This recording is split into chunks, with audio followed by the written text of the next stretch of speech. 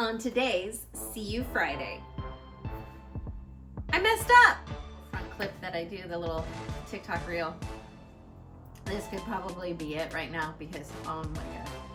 I've taken on this challenge for 2025 to do 20 miles a day on my bike for 25 days. So that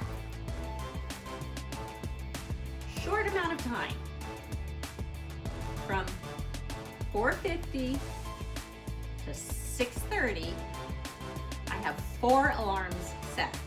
Not just to start something, but to give myself enough time to get to the something that I'm starting, as well as an alarm for when I'm supposed to be finishing. Welcome to today's See You Friday. Before we get started by saying thank you to Julie, because my friend Julie commented on last week's video and she was giving me a really good compliment about it, and I was so glad to be able to read it. And until she had left her comment on last week's message, I had thought, well, that totally sucked. Like, I was going through the edits, and as it is right now, I'm currently editing this video at the DMV and waiting for my son to get his driver's permit, but it wasn't the right climate for what I was attempting to convey. And what I mean by climate, what I meant was I felt like as I was editing it that it wasn't, I'm like, this is such a important topic that bipartisanism is, that's what I'm called to do as a pastor, not because I don't have very definite opinions. If you'd like me to share, send me a message and we'll talk about my opinions. But as a public persona and as a person, I want to encourage you consistently to tackle difficult subjects by prayer, meditation, allowing the Holy Spirit to speak directly to you about how you should respond or how you should handle a certain subject or concept. And so, it's not, in my opinion, it's not my job to give you direction. It's my job to hopefully provide you with different ways of looking at things and then encouraging you to make your own decision based on the conclusions that you've come to. So I just wanted to shout out and say thank you, Julie, for your comment. I would like to be able to, moving forward, continue in the direction of having a conversation and just being able to be more on the fly. When I prepare for a sermon and I go to preach, I'm going to teach oftentimes a specific word, and I've been given that specific word and I have a task to do, and it's much more formulaic and it's much more, this is the process, and these are the scriptures, and these are the stories. And what I created Fridays for and See You Friday for was to be so much more of just like here's a heart to heart. Here's my conversation with you. I would love for you to be able to put this on in the background and make dinner, or put it on the audio version while you're driving in your car, or being able to just have a moment and have a cup of coffee and have a heart to heart and be able to really fellowship on these Fridays that we get to fellowship. So from here on out, I'm going to also broadcast at noon on Friday. You can look forward to it to hopefully be published regularly at noon, because that was the time that we would have lunch with Grandma. It was always noon, 12 o'clock on the dot. If we were running 5 minutes late, we would call each other. It was really sweet because we got, after about 15 years of meeting on Fridays for lunch at noon, we started calling each other because we had begun switching. She'd do a Friday at her house, I'd do a Friday at my house. And so we would call each other and make sure we were going to the right house, because she just got the biggest giggle and the biggest laugh out of the thought of what if we one day left to go to each other's houses and we were at each other's houses and it was supposed to be at the other person's house, and how funny it would be if we wound up at the wrong house. So she would always call me on Tuesday or Thursday, and she would just make sure, hey, just want to make sure you know that you're coming over to our house, or that we're coming over to your house. And I miss those phone calls. I have some on my voicemail still. But that's the vibe that I'm hoping that you're going to be able to feel moving forward. And the number 4 in the poll of things that are stressing Americans out the most is the climate change and environmental impact that we're making on the planet. I do want to talk about that. I think that this is a totally casual environment in which we can talk about that. And I heard it said, how you do one thing is how you do everything. And I thought, man, that's just something that I really want to bring to my Friday viewers, that how you do one thing is how you do everything. And so if you're seeing, people, or if you're friends with people who are not taking care of the planet like the way that maybe you feel like you're called to do, just know that how they do one thing is how they do everything. If they're litter bugs outside on the planet, they're litter bugs at home, in their own home. If they're chaotic, if they're not peaceful, if they're not paying attention to or disregarding the environment around them, they're more than likely disregarding their own personal environment at home. Scripture is very clear when it talks about do unto others as you would have them do unto you. I mean, Jesus said it. We've grown up with it in the golden rule. How you do unto others is, be it done unto you. And it's such a good principle to recognize and to understand that we don't know when the end of this earth will come. Scripture does say that as long as there's sowing and reaping, seed time and harvest time, as long as the earth remains, there will be these things, seed time and harvest time, which is an indication that this earth will pass away. And it does talk about a new earth coming, a new heaven, new earth.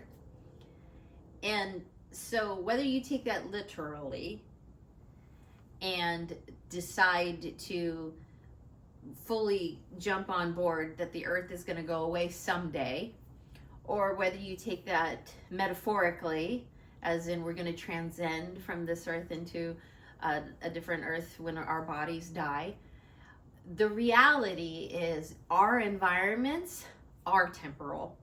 And because our environments are temporal, because we are temporal, how we treat them is very, very important. How we treat our environment, how we receive, how we give, what we plant, what we reap, what we sow. It's very important. And the Bible multiple times talks about agriculture and sowing and reaping and seed time and harvest time and planting, and what you put in the ground is what you pull out of the ground. If you put in corn seed, you're going to grow corn stalk. If you put in dirty and unfortunately unkind thoughts and words, you're going to walk in filth and unkindness and unfortunate words. It is a principle, and this principle is what we will reap from. Talking about climate and climate change and how we affect our climate, one cannot go very far without first recognizing, do unto others as you would have them do unto you. Last week when we were talking about politics and what we were talking about as far as praying for your leaders and getting involved, but getting involved on the local level so that you can make an impact where you're at, because you are the only person in your environment that's going to make any kind of change to your environment. You have an environment that you're in right now. And that environment that you're in right now is directly related to you because you're in it. If you remove yourself from your environment, it will no longer impact you because you're no longer in it. So if you've got a crazy, chaotic, out of schedule, out of sync situation that you're in, chances are you're probably feeling crazy, chaotic, and out of sync. And so coming to an awareness, coming to a place where you can be empowered by your environment, that you can feel like walking into your home, it's clean and organized and encouraging. And you've got your areas, you've got your zones designated to, that's where I work, that's where I cook, that's where I play with the kids, that's where I have my faith time. These become, like Marie Kondo calls them, power spots. These are power spots in your house. And creating a power spot where you can go and get power, where you can get plugged in and you can get recharged, will help you, encourage you to take better care of your environment. You've got energy now. Now you want to go out in the yard and you want to plant a tree.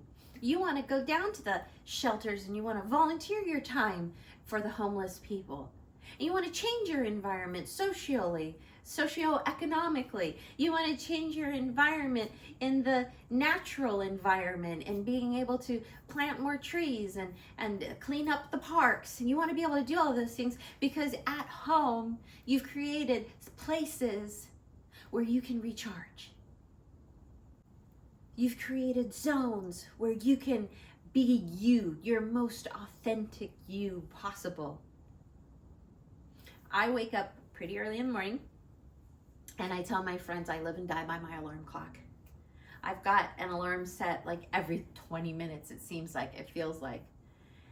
And it's not just for my next activity to start. For example, I'll tell you one of my alarms. I have an alarm set for 5 a.m. My 5 a.m. alarm is for when I need to get on my bike and pedal. But I've found that if I set my alarm for 5 a.m. to get on my bike and pedal, I'm usually not on my bike at 5 a.m. to get on my bike and pedal. I actually have to set my alarm for 4:50, and that alarm goes off at 4:50, which gives me 10 minutes to get onto my bike. And there's another alarm, so I've got an alarm at 4:50 to get moving to my bike. And I have an alarm set for 5 a.m. to be seated on my bike to get started. And then I go until my next alarm, which tells me when it's time to stop. And then another alarm after that, which tells me my next activity. So in this scenario, I could probably, you know that little front clip that I do, the little TikTok reel? This could probably be it right now because, oh my God, I've taken on this challenge for 2025 to do 20 miles a day on my bike for 25 days. 25. Yay! Funny, right? Yeah, it's a good gimmick. But I am so slow that it's taking me 2 hours a day to get 20 miles in. And so finding 2 hours a day to do anything for myself is difficult. I have a big family. I have lots to do. But so for 90 minutes, because we're talking about alarms, my first alarm for 4:50 to get my butt to the bike. My next alarm, 5 a.m. to be pedaling on said bike. 90 minutes later at 6:30, actually it's 80 minutes later because I have to set that next alarm for 6:20 so that I can get off of the bike by 6:30 to when my husband and I do our couples Bible study. So that short amount of time from 4:50 to 6:30, I have 4 alarms set. Not just to start something, but to give myself enough time to get to the something that I'm starting, as well as an alarm for when I'm supposed to be finishing. But this is how I have come to change my climate. This is how I have come to change my environment. This is how I've come to fully embody how you do one thing is how you do everything. And since I've started doing this, the self-esteem that I've begun to receive I haven't been riding my bike for 20 miles. Obviously, I still have some work to do. I still have some weight loss goals for myself. But I have not been doing the same thing for over 6 months every single day, except waking up at the same time every single day, doing my Bible study at the same time every day in the morning, and having some form of exercise every single morning, every single day. And then continuing out throughout the day, an alarm for when is lunch, an alarm for when is lunch supposed to be over, an alarm for when do I start dinner, an alarm for when does dinner go from the kitchen to the table. And while this is very structured, it's flexible. I'm flexible. I'm a flexible person. But I know what works and what doesn't work for me, and what wasn't working before and what hasn't been working maybe in the past couple of See You Fridays is that I haven't just been able to be, I just felt like I haven't been able to be like completely myself, completely authentic, because I was uncomfortable. I didn't know what I was doing. I didn't know where this was going. But I do hope that you are receiving some value and some value add from this in-depth time, being able to talk about these principles and what I'm doing and what the Word does say. The Word is it is the lamp unto my feet and the light unto my path. The Word is my honey. It's sweet. It tastes good. I just want to devour it every single day. I wake up excited to spend time with the Lord. I wake up excited to be on a schedule. It's like I get to ride my bike 20 miles a day. I mean, how awesome is that? I go through moments of complaining because I am a natural human being and it is uncomfortable. It's day 10 and I had to get a new bike seat. But like, it's such a blessing to be able to, like, to be fit enough to be able to ride my bike for 20 miles a day, to have a bike, to be able to ride a stationary bike for 20 miles a day, to be able to breathe and move and have 2 feet. You know, I once complained about my shoes until I saw someone who had no feet. Like, to be able to move and to be able to pedal, it's such a blessing and it's such a awesome opportunity to be able to get to do something. I hope that you're getting to do whatever it is that you're doing right now. I hope that whatever it is that you've committed to do, whatever it is that you've gotten signed up to do, it's not a chore, but that you are able to change the climate of your situation to going from have to do to going to get to do. And I hope I get to see you again next Friday. Bye! Just noticed watching that back that this has been down the entire time and this one's been up. So for those of you who watched this entire episode with them one up and one down, which is always, this is always my preferred, by the way, because I think I'm like channeling my inner 1980s, but there you go. Better now. See you next Friday.